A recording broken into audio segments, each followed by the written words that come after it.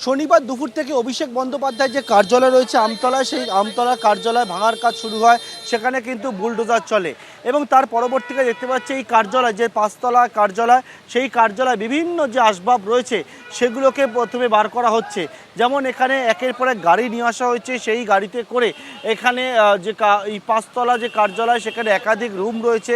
সেখানে যে সমস্ত জিনিসপত্র রাখা ছিল তার মধ্যে চেয়ার, সোফা সেই সবটা এখান থেকে কিন্তু বের করে নিয়ে যাওয়া হচ্ছে এবং সেগুলো বিডিও অফিস রয়েছে সেই বিডিও অফিসে নিয়ে যাওয়া হচ্ছে। এটা হচ্ছে অভিষেক বন্দ্যোপাধ্যায় আমতলার সেই কার্যালয়, যে কার্যালয়ের বাইরে জেসিবি দাঁড়িয়ে রয়েছে সারা রাত ধরে। যেমনটাও বলছেন তারা, ভেতরে যারা জিনিস আছে সেই জিনিসগুলোকে বের করা হবে।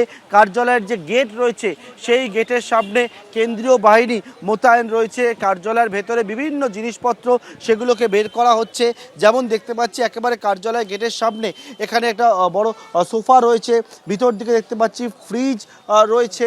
সোফা, ফ্রিজের পাশে ফায়ার এক্সটিংগুইশার থেকে শুরু করে গ্যাস সিলিন্ডার, ওভেন, পাশাপাশি হচ্ছে ভ্যাকিউম ক্লিনার, সেই সবটা রয়েছে।